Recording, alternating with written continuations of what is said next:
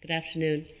I'll try not to keep it too long, and I just want to describe, if I may, what it's like working in a World Heritage Site and what it means to the community who live within the World Heritage Site, what impact it has on our lives.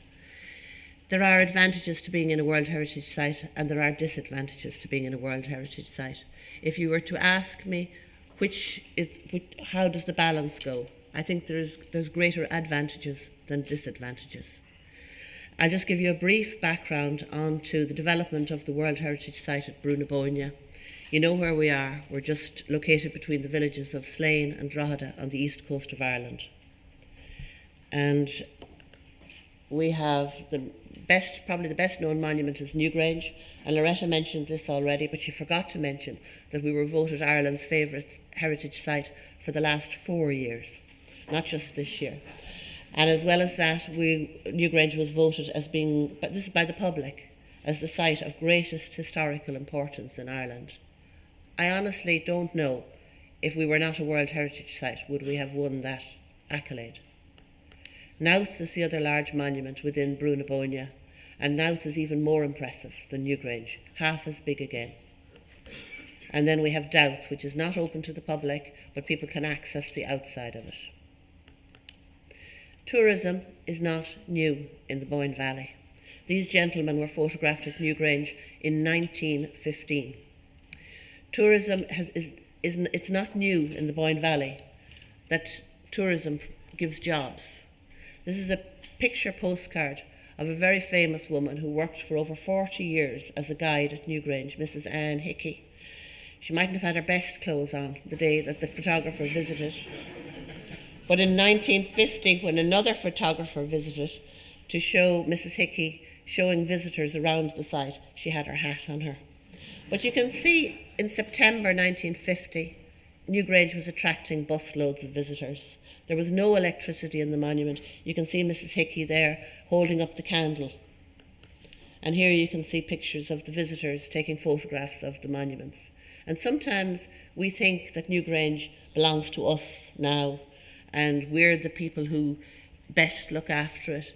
But the monuments of Bruno Bóinne have been looked after well by the people of the Boyne Valley for millennia. In 1962, excavations began at Newgrange. This picture was taken in 1966. The sign says, Newgrange, closed to visitors, works in progress. And after the excavation and the restoration of the monument, this is the Newgrange we have, the familiar Newgrange. The outside of the monument was restored. And it was the restoration of the monument and the discovery of its alignment to the midwinter sunrise that really put Newgrange and the other monuments on the international map. Tourism grew and grew until in the mid-1980s it had reached a crisis point.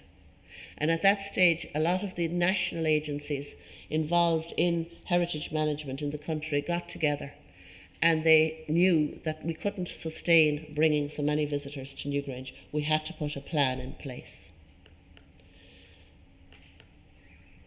The problems that were being experienced were wear and tear in the monument. We had no facilities for visitors.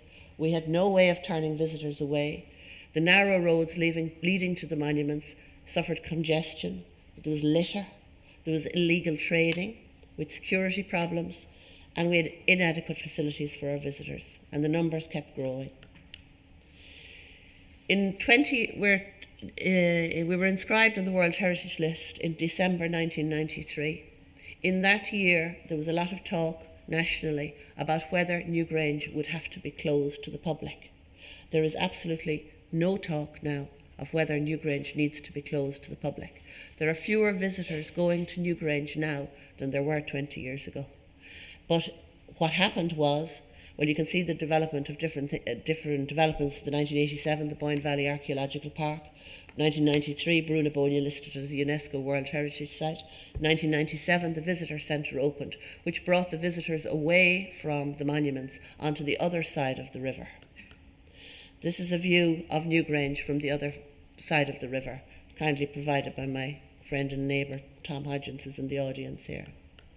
But the decision to build the visitor centre was away from the monuments was not a popular one. And some of you may recall the whether or not it should go ahead went all the way to the Supreme Court. The difficulties were that we were looking at the monuments from a completely different angle. It was a whole new view of the world from us. No longer were we trickling into work down the N51, up past Smith's shop and into work. We were now going to work and looking across the river at the monuments. The visitor centre went ahead, but there was a lot of ill feeling. The whole process left everybody tired and exhausted, and people who had gotten along marvellously for years and years and years, they felt there was a certain distrust there. The visitor centre is on the south side of the Boyne. You go into the visitor centre, there's a pedestrian bridge, across the river, I should say, and then you get a shuttle bus up to the monument. If I was to name one, the most beneficial aspect of the visitor centre, I would say that you can stand at Newgrange on an August day, the busiest time of the year, and you can hear the birds singing. That was not the case before the visitor centre opened. The buses were always on the road, there was always traffic. Just to give you a brief description of the visitor centre, I'm sure many of you have been there. It has what people expect in a visitor centre, large-scale exhibitions describing the life and the building of the monument. It's got a tourist information point, it's got a shop, it's got a cafe. The big difference in our lives has been the change in the number of jobs working in tourism in the Boyne Valley. In 1996, there were 4 full-time guides working at Newgrange, seasonal guides at Nowth, seasonal guides at Newgrange. Now the visitor numbers, you can see them there, you can see how they're divided up. You can see we had, as I said, 4 full-time people working in 1996. Now the count is 37 full-time, year-round jobs and another 37 part-time, seasonal jobs. That is a great impact on a rural community. We have tried to get as many people as possible to stay in the area. One of the fears that people had before the visitor centre opened was that they would come to Bruno Bóinne, they would zip in and zip out. They would just leave us.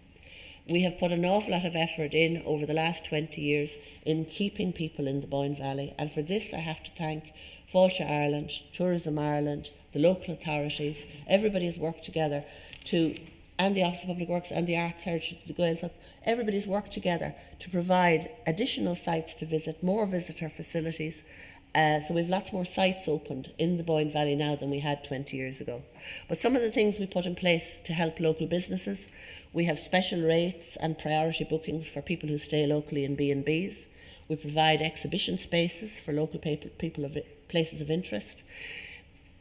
Other places that are looking for visitors, instead of just directing them to the Ledwidge Museum or the Boyne Curragh Centre, we tell the people to come into the visitor centre so that the exhibition is partially in the visitor centre. One of the things people said before the visitor centre opened was, what are all the little craft shops and the tourist shops going to do that people always visited? For the last 13 years, for the busiest months of the year, July and August, we have brought local craft workers into Bruno Bóinne Visitor Centre, and they work there and they show their crafts, and it is a great benefit to the local people and to the visitors. The visitor centre is used by some of the local schools as their hall, especially for Scoil Naomh Pio, which is just down the road, which didn't have a hall. They have this huge visitor centre on their doorstep, and we've had many a Jesus and Mary and all the singing and the dancing that goes with it. People think of the centre as a place that they can gather. And I know that gathering is a big theme this year, but the local community in Donore came to me during the summer and said, could we have a gathering in the centre for local people? It was a great success. The visitors didn't know it was on, but it was a great entertainment while they were there. They came to see the monuments, but they got to see local people enjoying themselves while they were there. This is a picture of Geraldine Stout's excavation near Nouth, where the local school children were able to participate on a real archaeological dig. We've organised photography competitions so that local children and local adults can go out and look at the monuments in a new light, study the monuments, take photographs of them, enter them in a competition. This is Sam. He was 5 when he took that picture. He took it of Newgrange from his daddy's field. You can see he looks kind of pleased with himself. As you probably know, the monuments of Bruno Bóinne are on all of our national school curricula.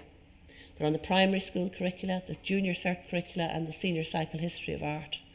We have an outreach programme to local schools where the children who are studying the monuments as part of their school course are invited into the visitor centre with their art to be put on public display. And I need hardly tell you that it ups the game significantly when you have to do a picture that's going to go on the wall of the visitor centre.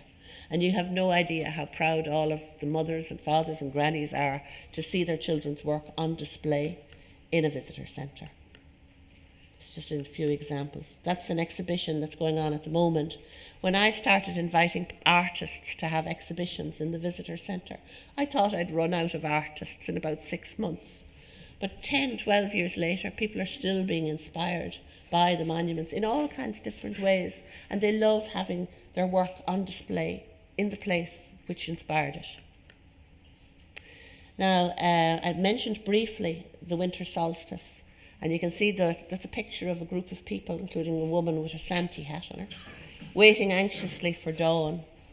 And as you probably know, we have a lottery for places to be at Newgrange for the Winter Solstice. But perhaps you've never wondered how that lottery is organised. We ask children from 3 local schools to draw out the winning entries for the people who will be lucky enough to attend Newgrange at dawn at the Winter Solstice. We have it very carefully supervised by the local Gardaí. You can see they take their job very seriously. We have over 30,000 applications every year to be at Newgrange for dawn at Winter Solstice, and it is our local children who get to choose who goes. And you have no idea how exciting a task that is. There are some children who cannot sleep the night before. But I have to say that if the dress that's drawn out is County Meath, it's of less value really in the whole pecking order than if you picked out somebody from Japan. But we pick out 50 names. Each person who's invited gets to bring a companion. And then we have another 50 for a reserve list. And we always have a great day.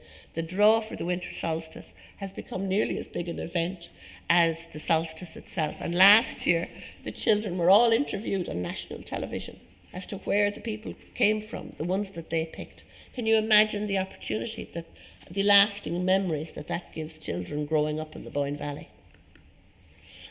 We supplemented the draw last year with a children's art competition. Here's 3 ladies looking very pleased with themselves. These were the judges of the art competition, and that's going on ahead this year. This is to give an opportunity to children from all over the country to be at Newgrange for the Winter Solstice by putting forward their art.